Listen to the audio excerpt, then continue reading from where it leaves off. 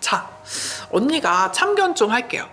A양, 그 전에 회사에서 퇴사한다고 했을 때 회사가 어떤 반응을 보였나요? 사실 이게 두 가지밖에 없거든요. 그래, 수고했어, 잘 가.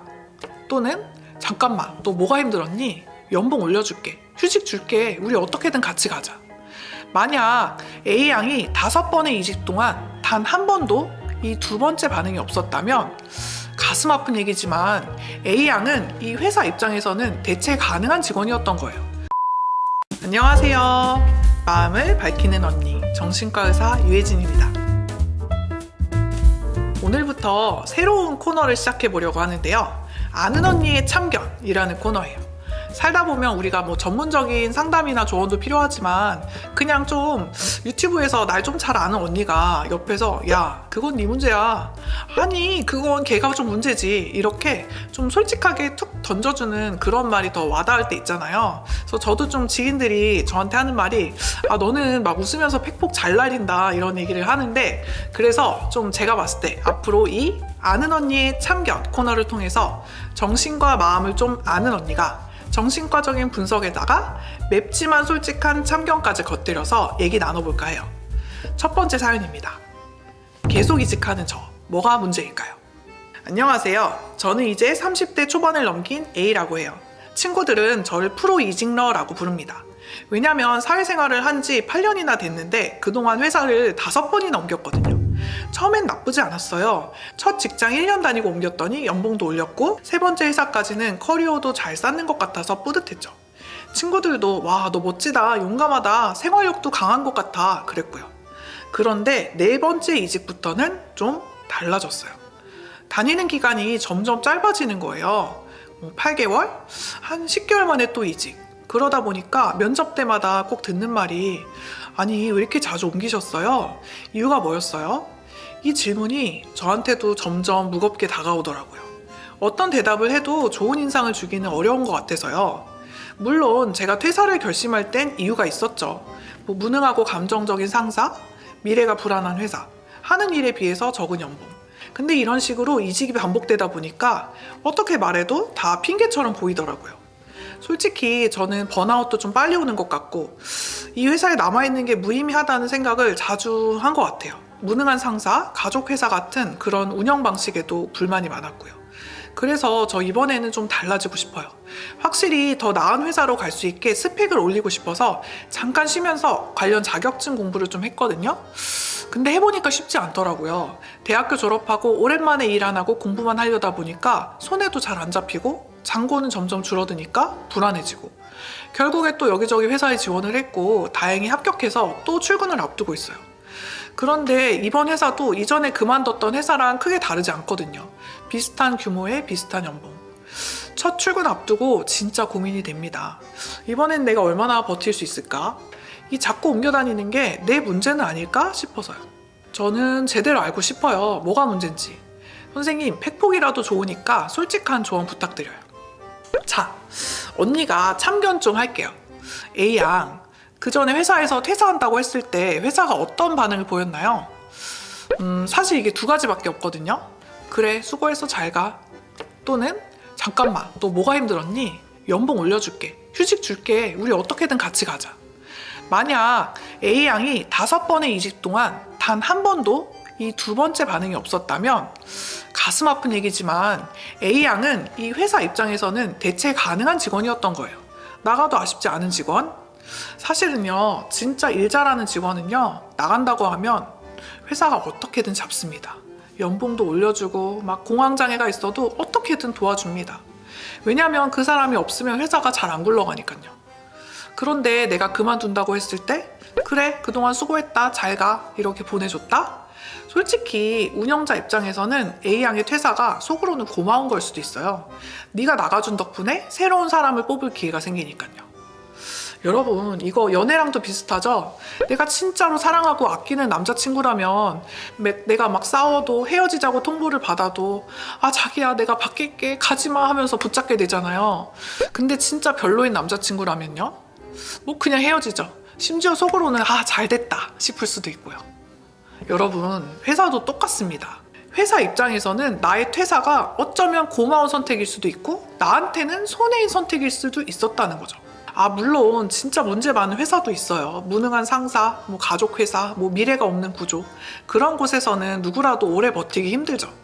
하지만 이런 패턴이 내가 계속 반복이 된다면 이거는 그 회사의 문제를 넘어서서 내 안에서 좀 어떤 심리가 작동하는 건 아닐지 점검을 해보면 좋아요. 첫 번째로 회피. 우리가 스트레스를 받고 뇌가 지치다 보면 같은 상황이라도 나쁜 게 더 크게 보이고 그게 너무 힘들게 느껴지니까 사표라는 방법으로 회피를 하고 싶어집니다. 결국에는 내가 퇴사를 해야 되는 이유만 끌어당기게 되죠. 두 번째로는요, 투사. 이 투사는 내 안에 내가 느끼고 있는 불안과 결핍을 견디지 못하고 그거를 상대방이나 환경 탓으로 돌려서 보는 거예요. 예를 들어서 내가 좀 속으로는 나는 왜 이렇게 성장도 못하고 제자리에 머물러 있을까? 이런 불안을 느끼고 있는데 그거를 솔직하게 인정하기 좀 힘드니까 이거를 회사 탓으로 바꿔치기를 하는 거죠. 이 회사는 미래가 없어. 내가 미래가 없는데 이 회사는 미래가 없어. 내가 무능한데 상사가 무능해서 내가 발전을 못해. 이런 식으로요. 좀 연애의 비유를 해볼까요? 사실은 내가 요즘에 살도 찌고 좀 매력도 떨어진 것 같아서 되게 불안한데 그 불안함을 인정하기가 싫으니까 이 남자친구한테서만 이유를 찾는 거예요.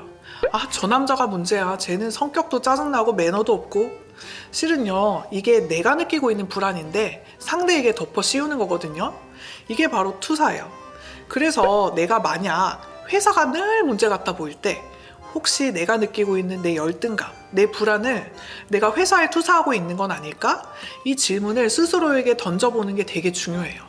만약 내가 이런 상태라면 내가 어떤 회사를 가도 다 문제투성이로 보일 수밖에 없거든요. 그리고 이직에는 두 가지가 있습니다. 도망가는 이직과 전략적인 이직. 도망은 뭐냐면 그냥 힘드니까 몰라 하고 튀는 거예요. 그리고 두 번째, 전략은 여기서 성과를 좀 더 쌓고 그 성과를 토대로 더 좋은 데로 점프하는 거죠. 사실은요, 면접 보다 보면 이 면접관 눈에는 다 보입니다. 이 사람이 계속 도망 다니는 건지 준비된 점프를 하러 온 건지. 결국 이 차이가 각 사람마다 커리어를 확 갈라놔요. 여러분, 근데 왜 다른 사람은 점프를 하는데 나는 왜 자꾸 도망치듯 옮기게 될까? 결국 여기에는 버티는 힘, 인내심이 되게 중요한 부분인데요. 내가 되게 힘든 상황에서 이 압박감을 조금만 더 견디고 그 안에서 내가 실력을 늘리거나 자격증 같은 그런 무기를 채워야지 그 다음에 점프가 되거든요. 근데 그 한 끝을 못 버티면 계속 비슷한 회사만 맴돌 수밖에 없는 거예요. 요즘에 젊은 친구들 MBTI 많이 하잖아요. 야, 너 I야, E야? 너 P야, J야? 이런 걸로 성격 다 아는 것처럼 얘기하지만 정신과에서는 사실 TCI 검사라는 걸 합니다. 이게 기질과 성격을 같이 보는 검사인데요. 여기서 이 기질은 타고난 부분, 그러니까 좀 타고난 성향 같은 거고요. 이 성격은 내가 타고난 기질을 토대로 여러 가지 사람들, 환경과 상호작용을 하면서 후천적으로 형성된 부분이에요. 여기서 좀 기질에 대해 설명을 드리면 크게 네 가지로 볼 수 있는데 첫 번째, 자극추구. 그러니까 새로운 거, 자극적인 거 좋아하는지 보는 거예요. 이 자극추구 점수가 높으면 늘 좀 새로움에 끌리고 충동적인 성향이 사람일 수가 있어요. 반대로 이 점수가 낮으면 좀 익숙하고 안정적인 걸 좋아하죠. 두 번째, 위험 회피 성향. 이거는 위험이나 불확실한 상황 속에서 움츠러드는지 아니면 몰라 하고 담대하게 나서는지예요. 이게 위험 회피 성향이 높으면 좀 불안이 많고 걱정도 많고 신중한 스타일. 이 위험 회피 성향이 낮으면 에이 몰라 가보자 하면서 확 가보는 대담한 스타일이에요. 세 번째로 사회적 민감성인데 이거는 그냥 쉽게 말해서 사회성이라고 보시면 돼요. 다른 사람의 표정, 눈치, 여러 가지 분위기에 얼마나 민감하게 잘 반응하는지예요. 이 사회적 민감성이 높으면 공감도 잘하고 좀 배려심이 많을 수가 있고 이게 낮으면 좀 다른 사람으로부터 독립적이고 다른 사람 신경을 좀 덜 쓰는 편이에요.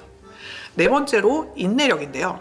이거는 내가 좀 힘든 상황에서 끝까지 버티는 힘이 있는지 보는 거예요.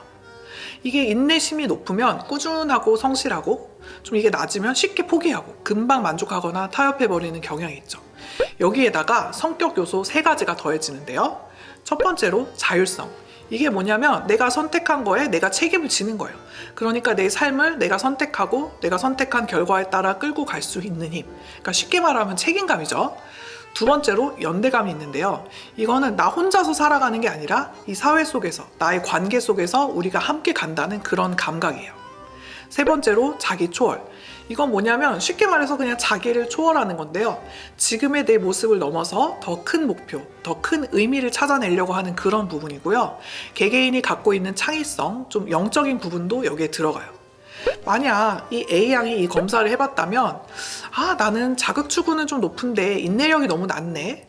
그러니까 시작은 잘하는데 끝까지 못 버티는구나. 이런 식으로 좀 자기 객관화가 가능했을 거예요. 언니가 왜 이런 얘기를 하냐면 내가 좀 자기 객관화가 돼야지 힘든 상황이 왔을 때 도망치는 게 아니라 합리적인 전략을 쓸 수 있거든요. 내가 뭘 못 버티는지, 어느 부분에서 무너지는지 알아야지 그 부분을 보완할 방법을 찾을 수가 있죠. 그때부터는 회사 탓이 아니라 이거는 나의 좀 기질이구나 라고 생각을 하고 여기에 대해서 전략적으로 다룰 수가 있는 거예요. 제가 사연을 좀 자세히 읽어보니까 이 A양은 분명히 매력이 있는 분이거든요. 이분이 5번이나 이직 이력이 있는데도 또 새로운 회사 들어갔잖아요. 이거는 면접에서 자기 설명을 꽤 잘했다는 거예요. 자기 표현 능력, 순발력 이런 거 되게 큰 장점이죠. 새로운 시작 앞에서 누구나 불안한 건 당연해요. 그래서 저는 A양이 이번에는 그냥 또 버텨야지 이런 무식하게 각오만 하지는 말고요. 이 회사 생활을 하면서 좀 정신과 상담도 병행을 해보면 좋을 것 같아요. 특히 이 TCI 같은 검사로 내 기질과 성격을 들여다보면 나는 왜 금방 지치는지, 어떤 포인트에서 잘 무너지는지 이런 것들이 조금 더 객관적으로 보이거든요. 그걸 알게 되면 도망이 아니라 전략적인 선택을 할 수 있는 그런 여지가 생길 수가 있어요. A양, 언니가 드리고 싶은 핵심 조언은 이거예요. 도망이 아니라 전략으로 가야 된다. 그리고 그 전략의 출발점은 회사를 탓하는 게 아니라 내 기질, 내 성향을 제대로 아는 것부터 시작한다는 거예요. 이번 회사에서는 무조건 1년은 버텨야지 이런 무식한 압박감보다는 내가 이번에는 어떤 패턴을 좀 바꿔볼까? 이런 실험 정신으로 회사 생활에 한번 임해보세요.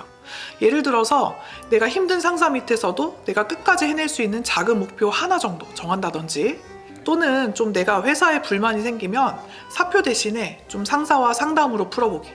이런 작은 선택의 변화, 행동의 변화들이 쌓이다 보면 분명히 이전과는 다른 커리어를 만들 수 있을 것 같아요. 그래서 A양이 프로 이직러가 아니라 프로 성장러가 되길 바랍니다. 오늘의 영상이 도움이 되셨다면 좋아요, 구독, 알림 설정 잊지 마시고요. 여러분의 사연도 많이 보내주세요. 다음 영상에서 또 만나요. 감사합니다.